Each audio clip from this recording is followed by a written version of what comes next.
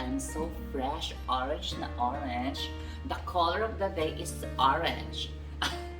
Well, for this episode, I'm going to cook pumpkin squash using an air fryer because this is one of my favorite vegetable and very healthy.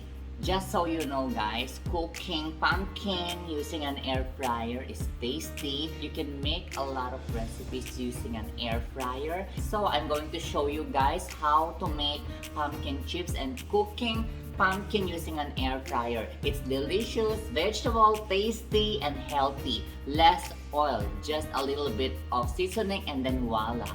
So then, don't forget to subscribe to my channel and click the notification bell and also like this video and please watch my other air fryer recipe collections here in my channel and please check out my Facebook page and also my playlist here in my channel. Alright, so now let's start cooking. Let's cook this pumpkin.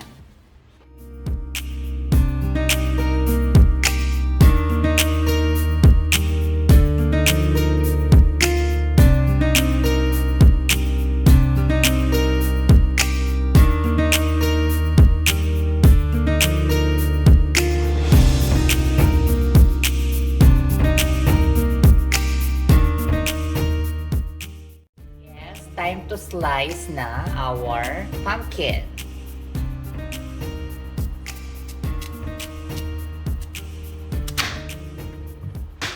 Make it sure na thin slice lang yung kalabasa natin. Just make a thin slice.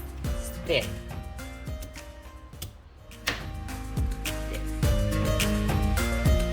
Not too thick, not too thin.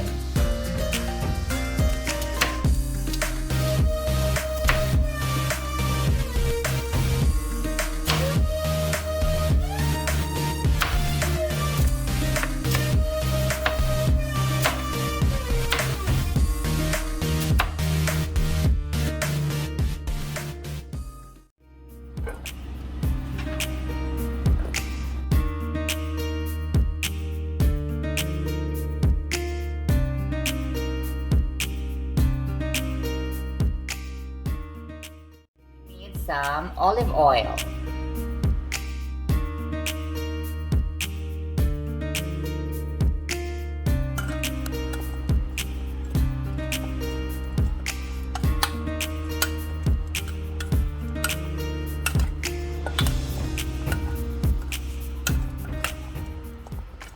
Next, this is a salt and pepper from Japan. I'm using this one, but you can also use a normal salt and also a pepper. But this time I'm going to use this. It's a mix of salt and pepper in one.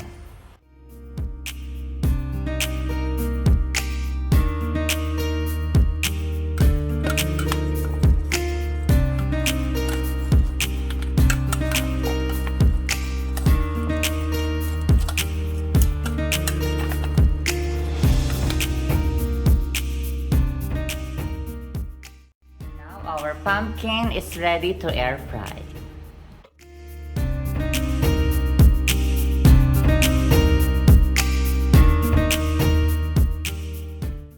Our first batch is ready. It's time to air fry. 200 degrees Celsius, first 10 minutes.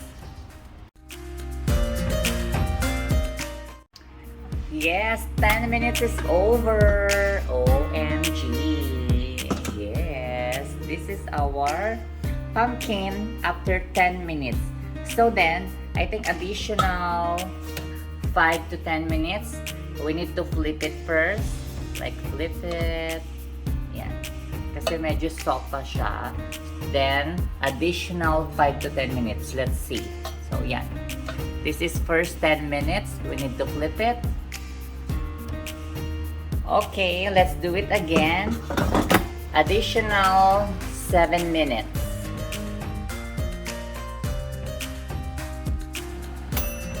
Yes! 7 minutes is over. Let's see. OMG, yes! Ang bango. It smells so good. So, this is our pumpkin chips. Diba? Air fryer pumpkin.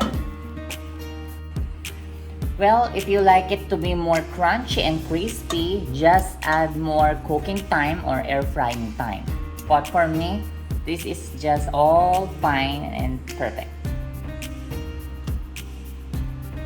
Well, it's ready. It's time to prepare, and also I'm gonna cook the other next batch.